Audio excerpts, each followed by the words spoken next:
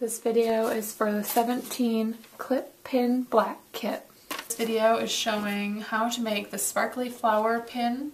This is everything you're going to need to make it. You're going to need your gray flower, the Velcro dot, your clip pin back, rhinestones, needle, piece of wire, the silver bead, and your rub-ons and applicator. You may also need scissors, and needle nose pliers would also be helpful as well. So we're going to start by designing our flower center. And I'm going to go ahead and choose my rub-on transfer that I'm going to use.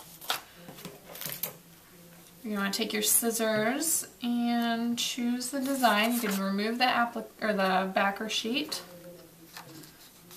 And I'm going to do, how about one of these little black flourishes up here. Let's do 2 of them so that we can kind of create a design offset on the bead. So I'm going to cut 2 of those out. So separate them. Set one aside and then take one, and I'm going to kind of offset it off the bottom here. Let's see. And then you could just go ahead and use your applicator stick and hold it in place with one thumb and then rub the design on with the other. And that will just start to peel off. And then if you kind of wrap it around, you can use your fingernail, you can use a ballpoint pen, also works. And you can kind of see as the image starts to transfer. Then you can kind of just peel it off as so. And any cracks that appear in the design are just added. The silver is going to show through and it's going to look. Okay, we're going to go ahead and apply the second flourish. I'm going to make it just kind of adjacent to the first one on the opposite side. And you do the same thing. Make sure your rub-on is down flat on the bead. Hold it in place with your left hand. I'm right-handed. And then go ahead and just rub on the design with your applicator stick. If it shifts, just reline it up. And continue rubbing. Any cracks you have, like I said, are gonna just add to the style of it.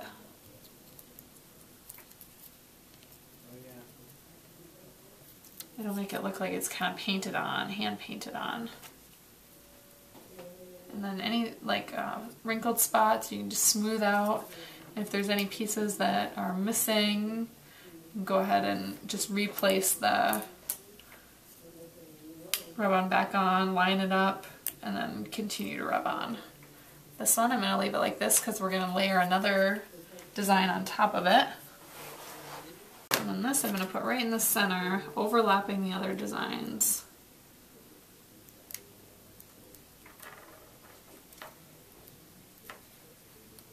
So you want to just hold your bead in place, place the rub-on on top, hold it down, and then begin to rub on.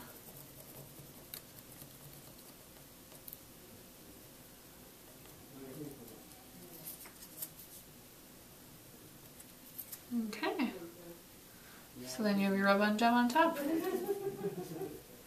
And just smooth it out. I use just my finger.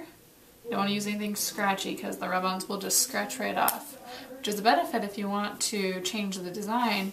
You can use a little piece of Scotch tape on top. That'll peel it off, or just use your fingernail or maybe a craft knife blade and scrape it off. Now, we're going to want to center it on our gray flower. And I just there's kind of a center section of fabric to the flower, and I found that it's easiest just to kind of push that to the side and then adhere your center off rather than trying to push the center down. That doesn't look as nice. So pressing it over to whatever side seems most natural to the petals to fall, like so. And then you're going to want to just use your needle and put holes through the back of the flower to pass the wire through. So take note of where your holes are, what direction your petals are going, and then kind of mark a spot where your wire is going to pass through, like so.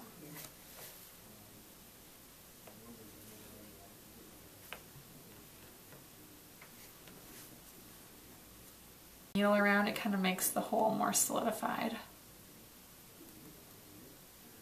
And then I found it easier to go through the petals first, but I mean, in your first instance, you could thread the wire through the back first, come up through the bead, and then go back down through the petals.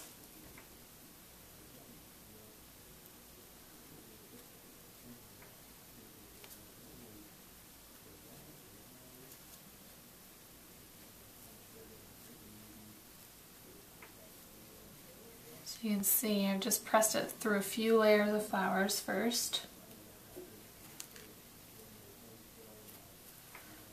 Again, your needle nose pliers, household pliers, come in handy for some of these situations with the wire, just because it's easier to get a hold of the wire and pull it through in those instances. And then you want to continue through the remainder of the flower petals.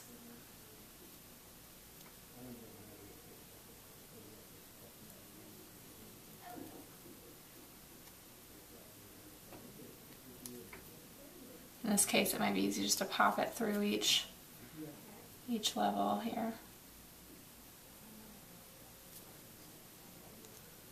So, all right. So now we're through that direction again. I'm going to give it a tug with my needle nose pliers, and then take your bead and you can thread that back onto the wire. And if you keep your wire flat, it'll be easier to get through your bead. Mine's a little bent up at this stage, but the straighter it is, the easier it is to thread on.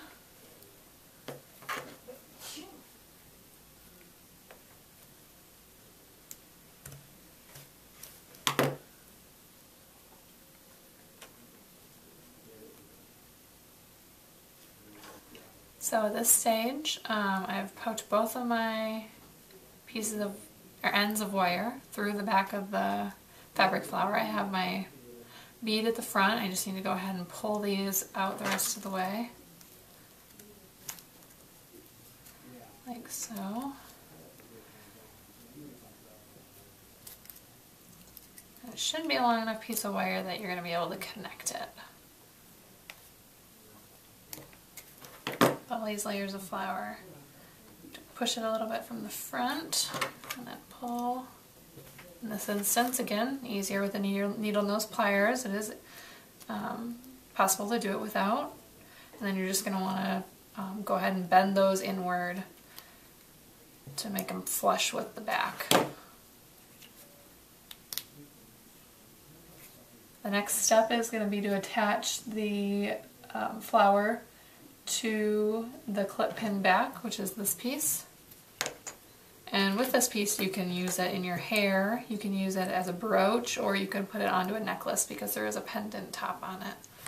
And then so you just want to take the sticky protector off of the one side of your Velcro and adhere it to the flower first.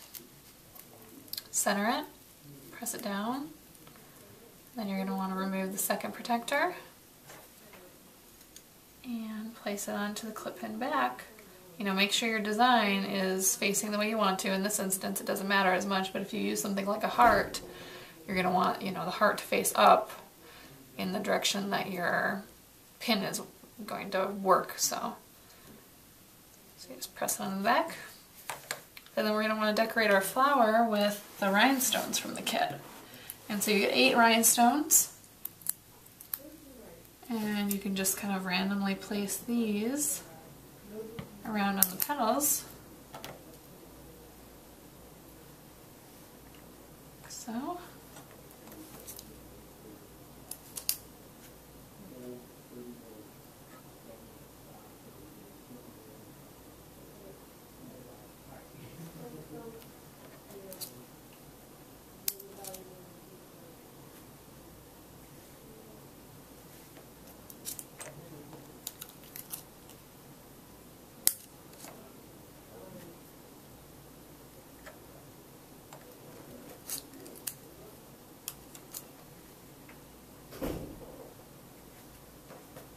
I'm going to use all 8, I believe. Just try to balance them so you've got them spread around evenly. Just press them down really well, make sure they stay. And there's your final sparkly flower pin.